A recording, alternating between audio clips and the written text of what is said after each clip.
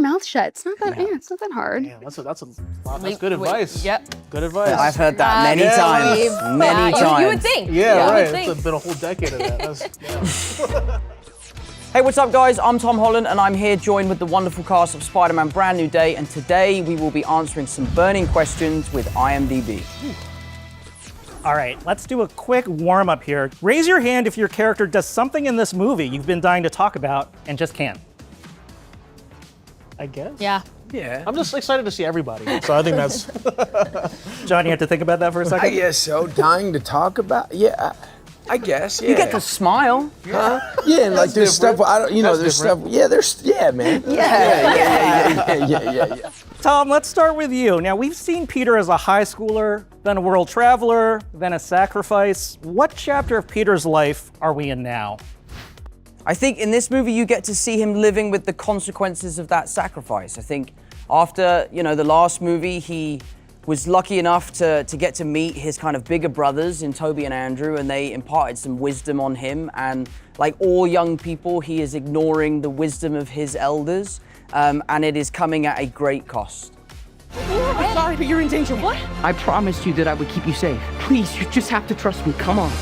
Zendaya. MJ has always been the smartest person in Peter's world. In Brand New Day, does she still have that edge among her friends? Oh yeah, only sharper. She's only getting sharper. better with time, like fine wine. Oh yeah. In their Brand New Day, I think it's really nice to see that Ned and MJ are still very close.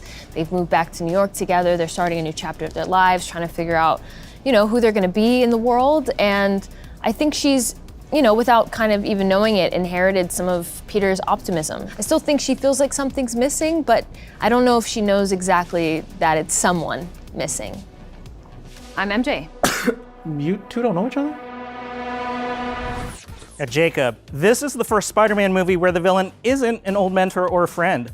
How does that change the stakes this time around? I mean, it's still pretty high stakes. I don't think that changes at all. But I'd imagine that it's going to get really worse for Peter because again, he doesn't have his support system around him, and him being alone, as we've seen a lot of superhero movies, never really ends well. And so hopefully he can find his way through this new chapter in his life without blowing it, because Ned and MJ usually are there to help him out. Put us more in the movie, but no. All right, Sadie, you're up next. Maybe you've heard, but the entire internet has a theory about who you're playing.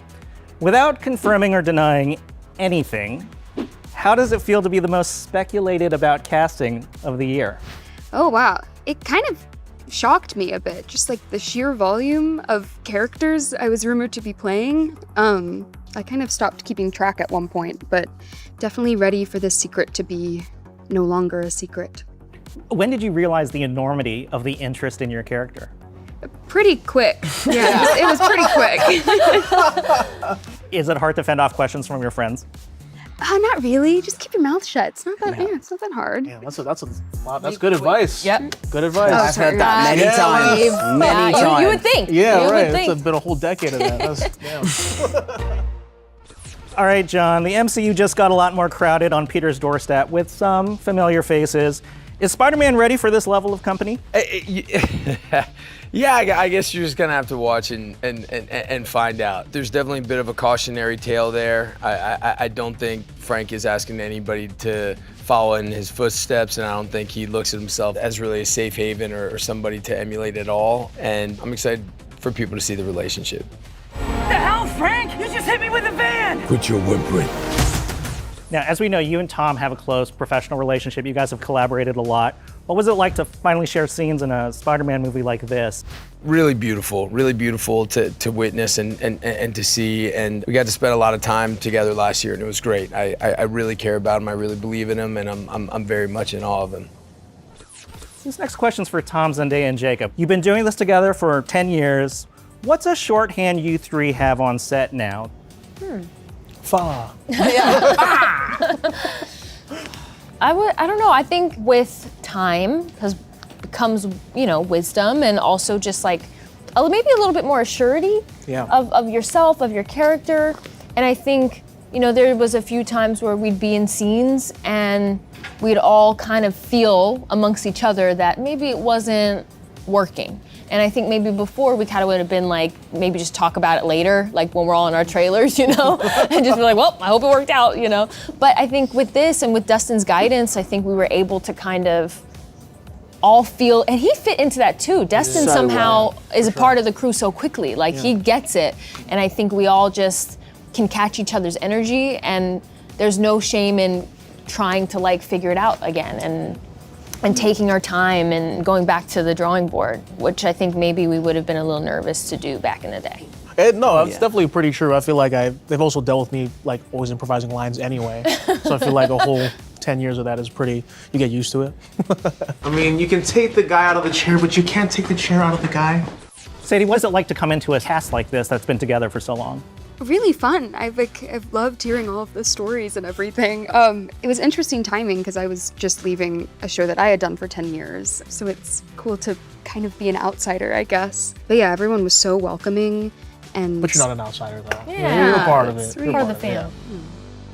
All right, Tom, what's the worst thing about wearing a Spider-Man suit for 12 hours? The worst thing is definitely the smell. I'm not gonna shy away from it. You spend 12 hours in that thing in a deep lunge, jumping up and down all day. That stinks.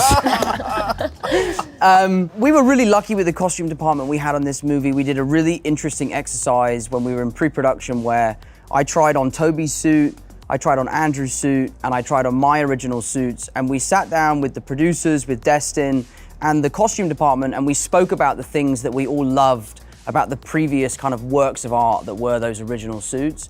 And there was an amazing kind of creative luxury that we had because my Peter got the chance to meet those two guys in the last movie. So the idea behind the design of the suit was to try and make an homage to the things we loved about those original costumes. And then from a logistical point of view, Andrew and Toby, they had it way easier than I had it. They had zips in different places. They could use the bathroom. They could take their mask off by themselves.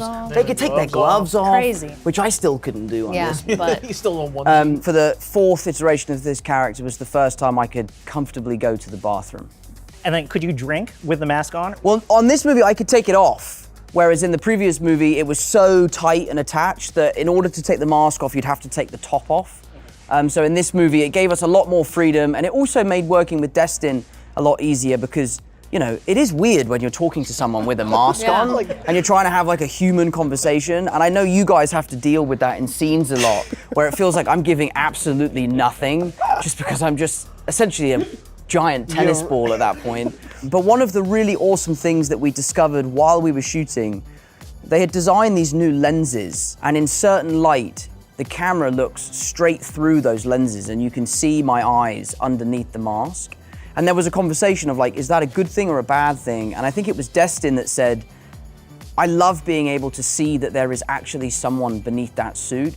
And there are certain moments in the movie where it really humanizes, the superhero. I love the imperfections of the suit. Yeah, me too. It wrinkles and it moves and you can see your ears a little, like and My your ears jaw. are The jaw movement, the ability to articulate and see that you're really in there, I think is really, I don't know, I love those details. In the original movies, the suit was kind of 3D printed. It had this texture to it that made it feel almost like a basketball.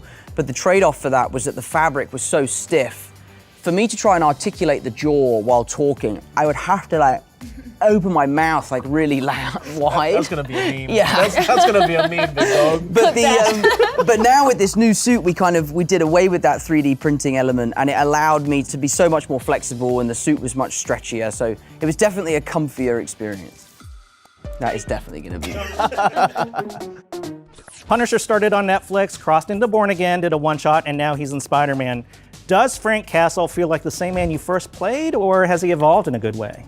He's somebody who's reeling, he's somebody who's in this sort of spiral of darkness, and the truth is he doesn't want to get out of it. And I think what's interesting is when people sort of break through the armor a little bit, when people kind of offer a hand, or all of a sudden he finds himself caring a little bit. And those two things at conflict, wanting only to sort of stay in that spiral, not looking for any light, but I think it's a real exercise in being a human being, because I think it's impossible, as hard as we try, the light's gonna shine through. And I was really glad we got to dive into that in this project, and it's really been at the kernel of everything with Frank. Maybe I'm gonna keep going, huh? Zendaya, you've been kind of having a year on IMDb. 4 movies and a final season of Euphoria. Of everyone you played this year, which character would MJ actually get along with? Ooh, that's a good question. Dang. I think she would really like Chani. That's what I was gonna say, the same thing. I think they have like the same core principles and values while they present very differently in the world and living in thousands of years apart. There's like a core there, like of a moral kind of compass that they both share, very strong in who they are and what they believe in, which I admire. And also I feel like MJ is someone who would read Dune. Yeah. You know? I feel like she's Dune for definitely sure. read all of the Yeah. Dunes. Yeah, for sure.